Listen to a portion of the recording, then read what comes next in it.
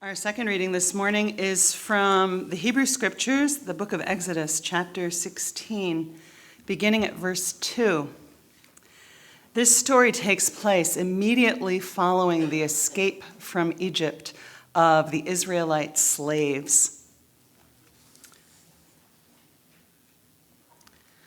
The whole congregation of the Israelites complained against Moses and Aaron in the wilderness. The Israelites said to them, "If only we had died by the hand of the Lord in the land of Egypt, when we sat by the flesh pots and ate our fill of bread. For you have brought us out into this wilderness to kill this whole assembly with hunger."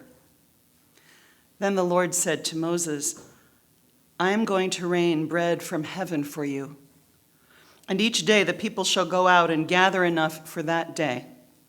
In that way I will test them, whether they will follow my instructions or not. On the sixth day, when they prepare what they bring in, it will be twice as much as they gather on other days."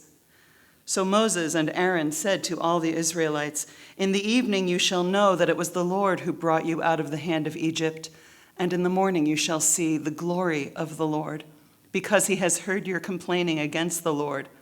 For what are we that you complain against us?" And Moses said, "When the Lord gives you meat to eat in the evening and your fill of bread in the morning, because the Lord has heard the complaining that you utter against him, what are we? Your complaining is not against us, but against the Lord." Then Moses said to Aaron, "Say to the whole congregation of the Israelites, 'Draw near to the Lord, for he has heard your complaining.'" And as Aaron spoke to the whole congregation of the Israelites, they looked toward the wilderness, and the glory of the Lord appeared in the cloud. The Lord spoke to Moses and said, "I have heard the complaining of the Israelites. Say to them, at twilight you shall eat meat, and in the morning you shall have your fill of bread. Then you shall know that I am the Lord your God." In the evening, quails came up and covered the camp. And in the morning, there was a layer of dew around the camp. When the layer of dew lifted, there on the surface of the wilderness was a fine, flaky substance, as fine as frost on the ground. When the Israelites saw it, they said to one another, "What is it?" For they did not know what it was. Moses said to them, "It is the bread that the Lord has given you to eat." This is the word of the Lord. Thanks be to God.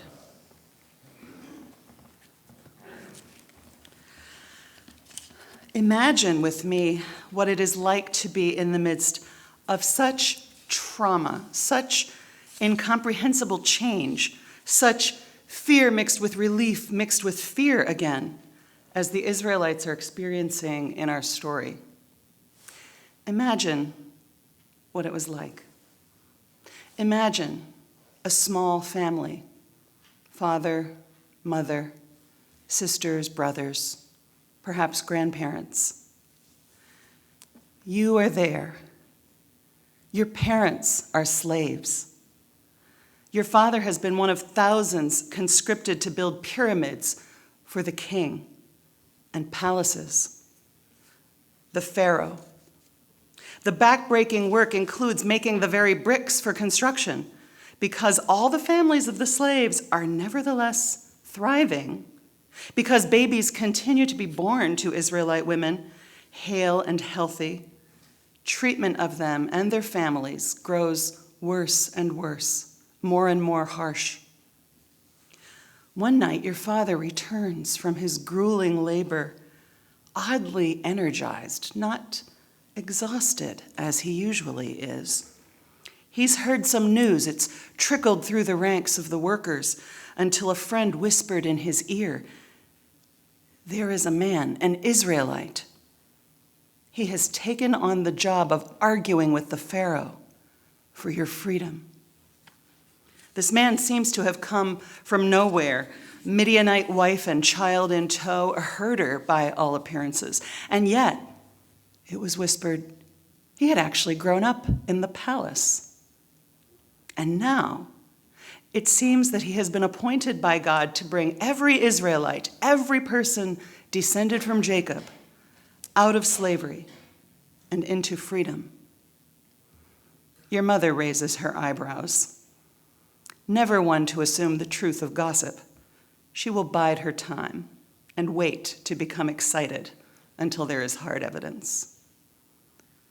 Just a week later, she returns from the river where she'd gone to beat out the laundry on rocks. She's shaking, weeping, laughing, panting. The laundry, unwashed, is thrown in a corner of the room. She speaks in a strange, strangled voice. The river has turned to blood. That night, as the supper your mother has cooked sits uneaten, you wrap yourselves in shawls and walk as in a procession with all the other Israelite families to see this thing.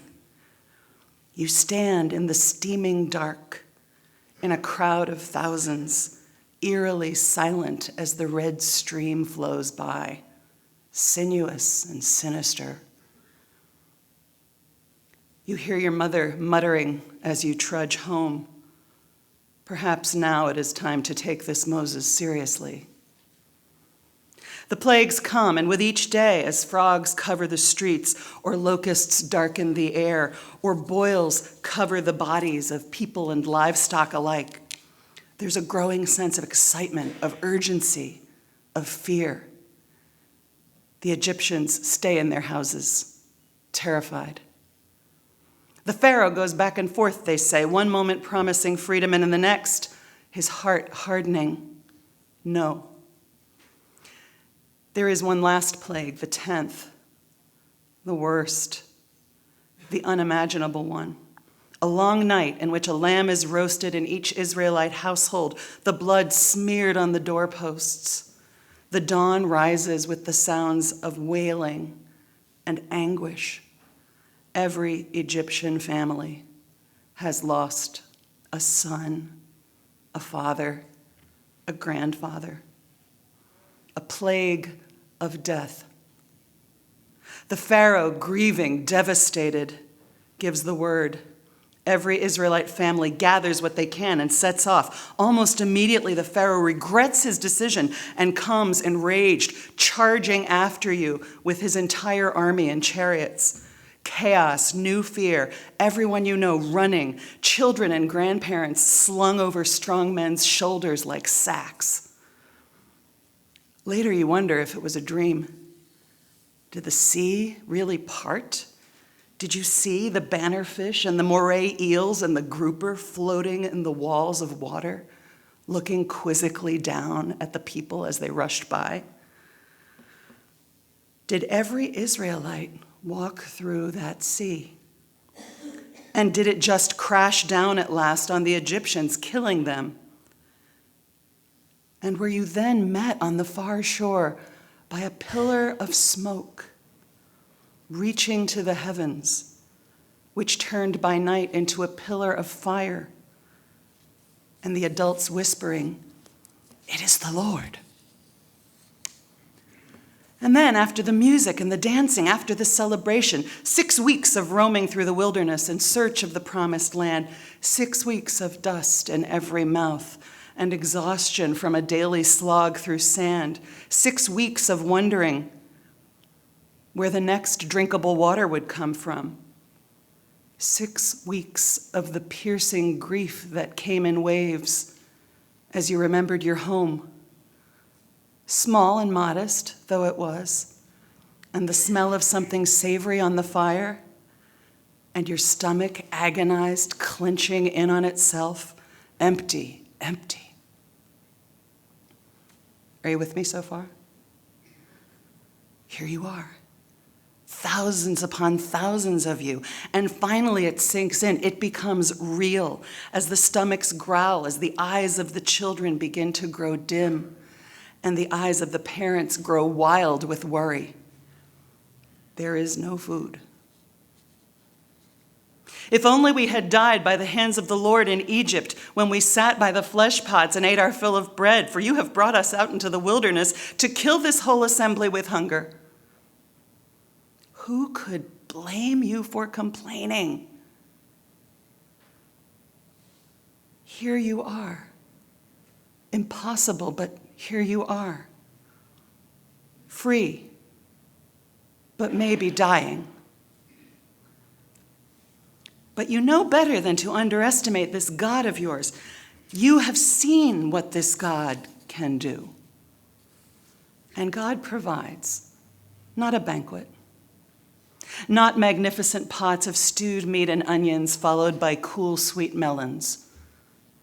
Instead, a grain, fine, flaky, every morning, surprisingly filling.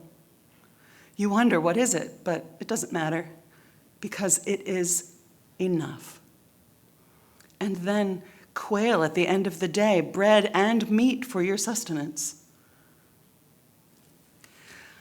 Around the world at this moment, there are people who have been through the equivalent of the 10 plagues and the escape through the sea. Our hearts are drawn to them today, particularly because it is the first Sunday in October, World Communion Sunday, and its whole purpose is to remind us that we are connected to them, God's people all around the world. Today we're singing hymns from 3 continents, including one from the Caribbean, home of the U.S. territory, Puerto Rico. We are connected. We are connected as many children of the one God, as human beings living on this one fragile planet in these days when disaster seems unrelenting.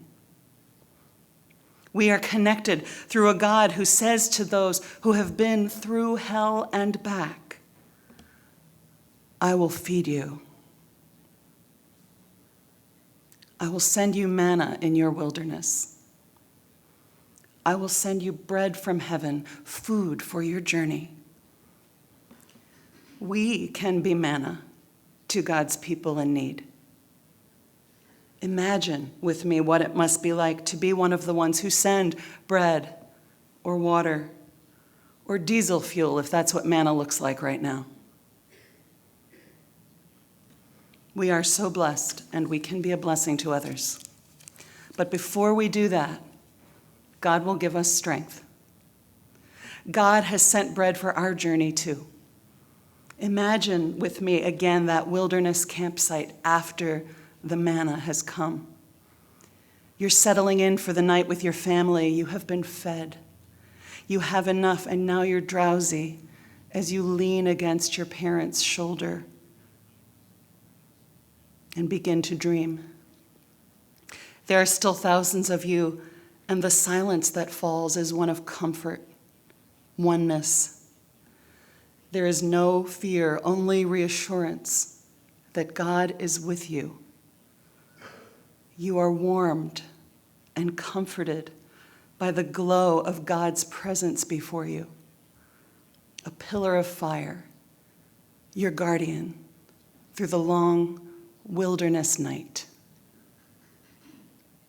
Thanks be to God. Amen.